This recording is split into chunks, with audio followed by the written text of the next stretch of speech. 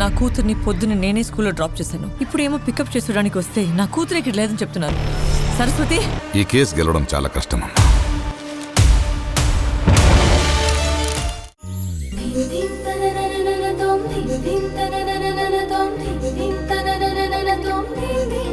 అమ్మ జైలుకి వెళ్తే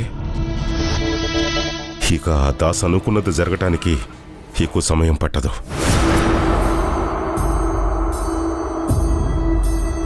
ఇప్పుడు ఈ వారెంట్ క్యాన్సిల్ అవ్వాలన్నా, పోలీసుల అమ్మని తాకకుండా ఉండాలన్నా అది ఒక్క నందిత చేతుల్లోనే ఉంది.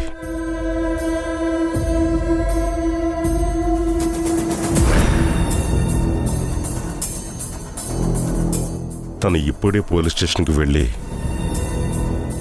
అమ్మ మీద ఇచ్చిన కంప్లైంట్ని వెనక్కి తీసుకోవాలి. అది కేవలం తొందరపాటు వల్ల వచ్చిన అపార్థం అని స్టేట్మెంట్ ఇవ్వాలి. అత్త కంప్లైంట్ వెనక్కి తీసుకుంటుందా? కానీ అత్త మన మాట వింటుందా అంకుల్?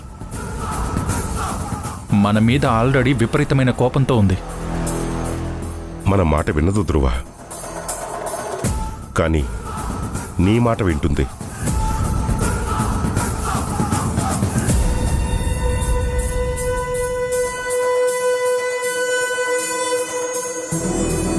ఇప్పుడు ఆ ఇంటిని ఈ ఇంటిని కలిపే ఒకే ఒక్క దారం నువ్వే.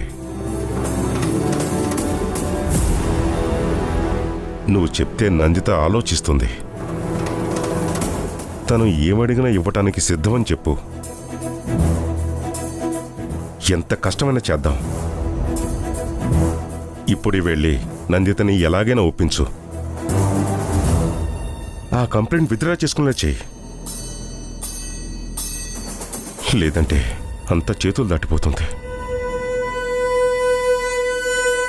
మనం ఆశ చూపిస్తే ఆ దాస్ డబ్బు కోసం ఖచ్చితంగా ఒక మెట్టు దిగుతాడు. ఆ నమ్మకం నాకుంది.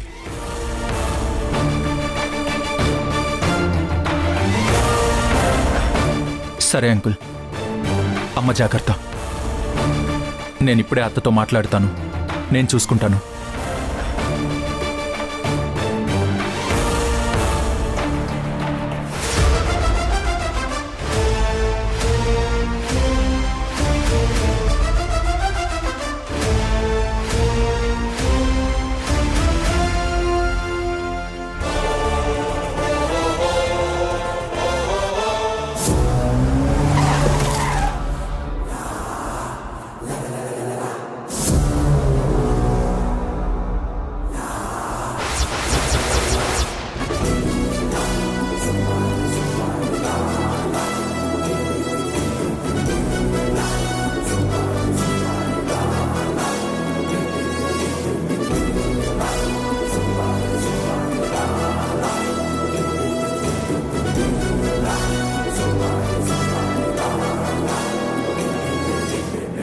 సార్, లేడీ కానిస్టేబుల్ కూడా తెచ్చాం సార్. మళ్ళీ మనకి ఏ ఇబ్బంది రాకుండా.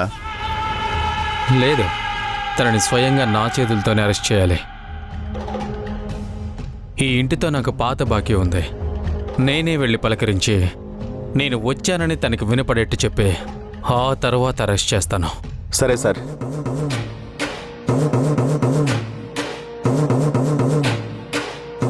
అయితే ఈయన వేరే ఏదో మోటివ్తో వచ్చారు. ఇది ఆయనకు ర్యాండంగా ఇచ్చిన ఫస్ట్ కేసు కాదన్నమాట.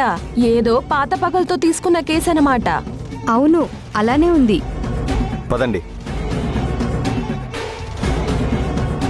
నమస్తే సార్.